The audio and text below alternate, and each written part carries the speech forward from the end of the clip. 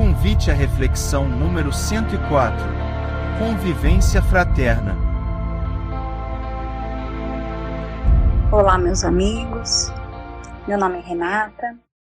É um prazer participar desse projeto Convite à Reflexão. Espero que essa mensagem encontre a todos na paz do Senhor Jesus. E o tema de hoje é Convivência Fraterna nos Grupos. Um dos capítulos do livro Prazer de Viver, de Hermance Dufault, psicografado por Vanderlei Oliveira. O capítulo está ancorado no Evangelho segundo o Espiritismo, lá no capítulo 20, Trabalhadores da Última Hora. Isso é bem significativo, não? Por quê? Porque somos nós, os espíritas, os trabalhadores da última hora, aqueles que somente agora estão despertando para a noção e o valor do tempo e para a meta, que é a nossa evolução espiritual. Além disso, somos os sustentadores da ideia cristã. Sim, meus amigos, porque os trabalhadores das primeiras horas foram os profetas, Moisés e todos os iniciadores que tiveram que desbravar os árduos caminhos iniciais para o cristianismo. Um trabalho difícil, continuado pelos apóstolos, os mártires, os sábios e filósofos, até chegarmos nos dias de hoje, em que nós somos chamados a lide para sustentar e divulgar o cristianismo.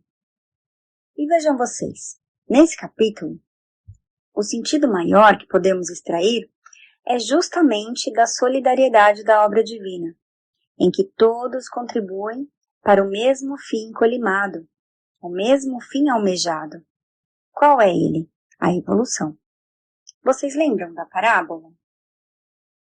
Ela nos diz que todos vão receber a mesma paga, o mesmo pagamento, mesmo tendo começado a trabalhar em diferentes momentos, às diferentes horas do dia. E assim é porque as horas são solidárias, porque o que interessa mesmo é o resultado final da obra.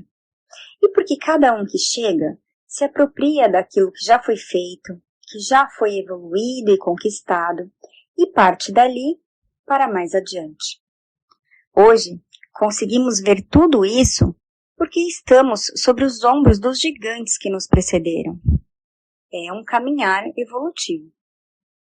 Como diz aquele ditado popular, se foram necessárias 100 marteladas para quebrar a rocha, qual de fato a quebrou? A última ou todas as 100?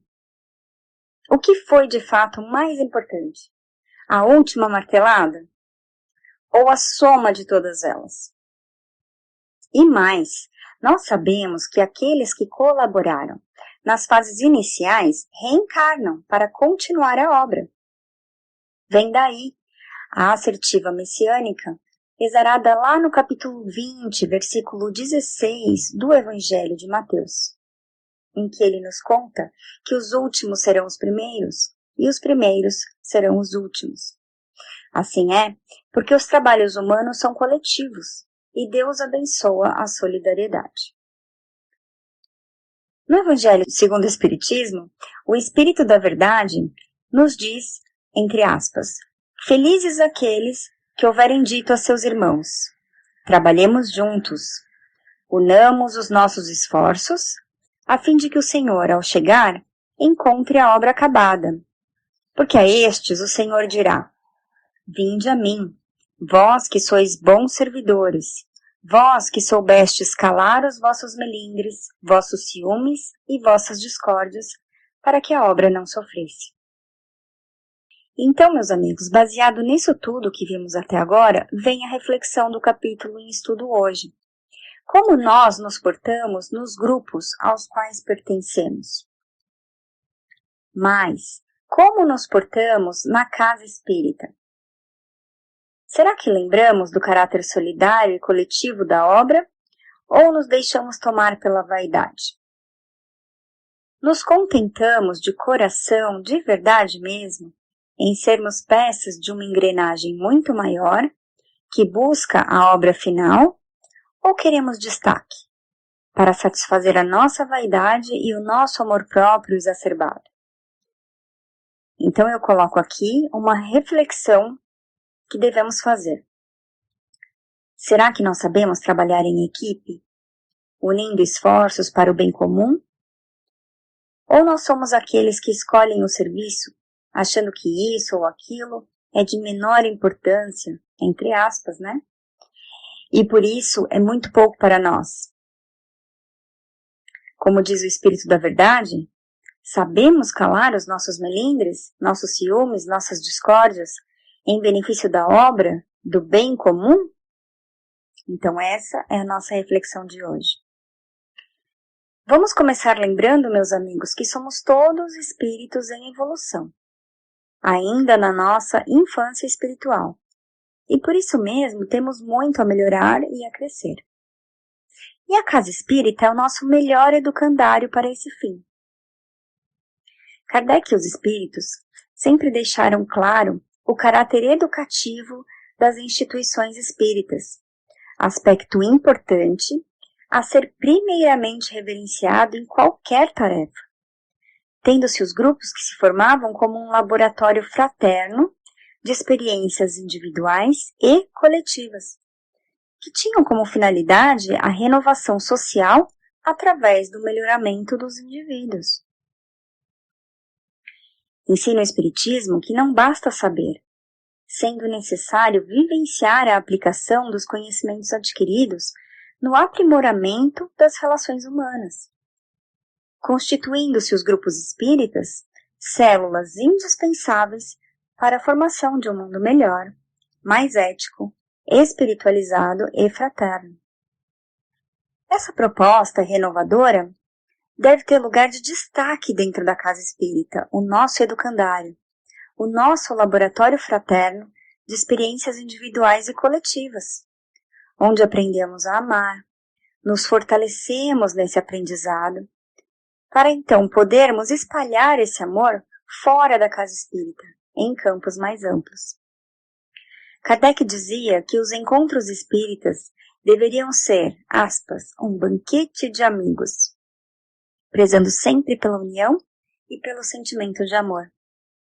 E a irmã Stufo vem nos incitar nesse capítulo a fazer essa reflexão.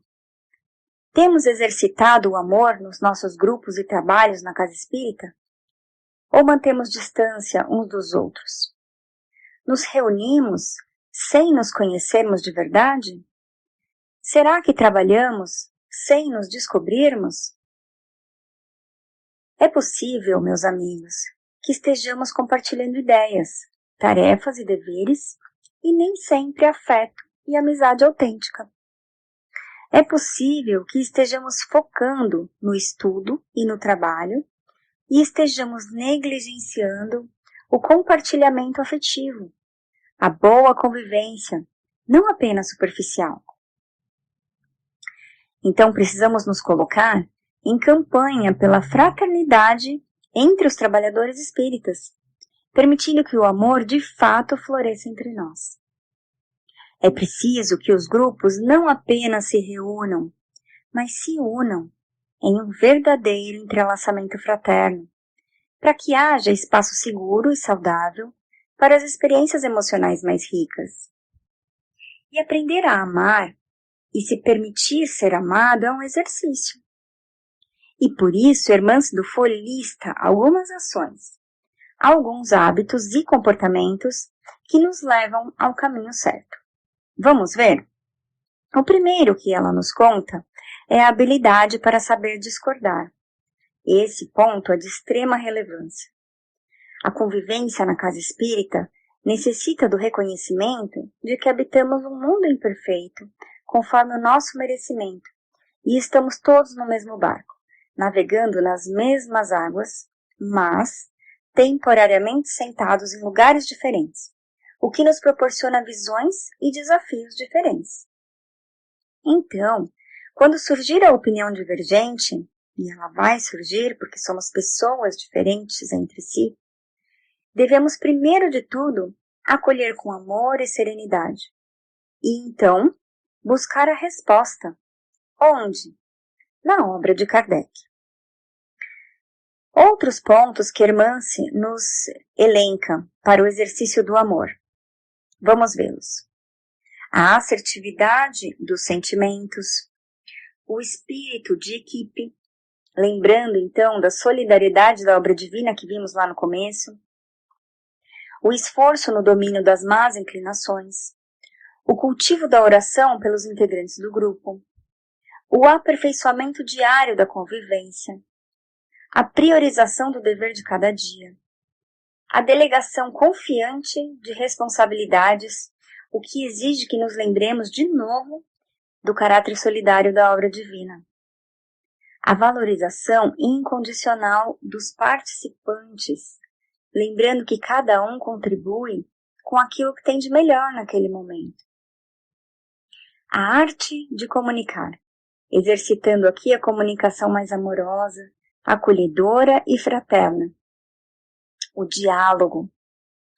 A alteridade, ou seja, a arte de se colocar no lugar do outro, procurando assim entender suas angústias e seu sofrimento, suas dificuldades e seus pontos fortes também. O cativar dos laços de amor, o amor a si mesmo. As crenças otimistas, lembrando que o pensamento é vibração e temos que exercitar a elevação do nosso padrão vibratório sempre. A cooperação espontânea, a vivência da moral sadia. Vejam, meus amigos, que o Espiritismo é o mais sublime roteiro de reforma íntima e renovação moral que se conhece nos caminhos da Terra. Ele nos convida a abandonar a nossa vaidade e o nosso egoísmo e a encetar uma conduta madura e responsável diante das tarefas que abraçamos e dos nossos irmãos de jornada. Muitas vezes é a nossa invigilância que nos torna instrumentos de perturbação nos nossos grupos. A nossa invigilância, a preponderância dos nossos defeitos, do nosso egoísmo, da nossa vaidade e do nosso orgulho, acaba nos tornando passíveis de sermos alvos de uma obsessão, criando espaço nos nossos grupos para que surjam as disputas por inveja, as disputas por postos de destaque, as discussões estéreis que não levam a nada e só trazem atritos pessoais, fazendo até mesmo com que vários tarefeiros se afastem. Nesse ponto, meus amigos, eu gostaria de ler para vocês um trecho do livro Aconteceu na Casa Espírita, que nos conta a história de como um grupo de espíritos das zonas inferiores se organizou e preparou um ataque a uma casa espírita, e de tudo o que aconteceu e foi feito para que o ataque não fosse bem sucedido. Mas o ponto que nos interessa aqui acontece logo no início da narrativa, em que o líder que estava organizando esse ataque estava ali fazendo um discurso para os seus liderados, né, para os seus comparsas, e mostrando para eles como aconteceria essa ação. E ele diz assim: nossa atuação será na surdina. Trabalharemos silenciosamente, ocultamente, no campo dos sentimentos. Olhem aqui que interessante. Sugerindo pensamentos, estimulando as irritações, o ciúme, a fofoca, a indignação, os melindres, a disputa de cargos, funções, tarefas, etc. Temos aí um vasto campo de atuação junto às inferioridades humanas. Aproveitaremos as brechas deixadas por muitos trabalhadores. Engraçado é que eles, os encarnados, dizem que de tempos em tempos, nós, os chamados obsessores, promovemos ondas de influenciação negativa, retirando os anjinhos do caminho do bem. Eles é que de tempos em tempos abrem brechas. Nós apenas aproveitamos os deslizes e descuidos dos ilustres seguidores de Jesus. Ele está ironizando, né, gente? Aqui está entre aspas. A propósito, continuou o malvado pregador, esse é o único modo de penetrarmos na instituição. A única forma de não sermos barrados pelas correntes protetoras, pois que os mensageiros do bem não podem violar o livre-arbítrio dos adeptos do Cristo. Então, pessoal, e depois mais para frente ele fala, inclusive, que a maioria, inclusive, não se lembra da oração, que poderia afastá-los completamente, rompendo os propósitos. Isso tudo está lá no primeiro capítulo desse livro.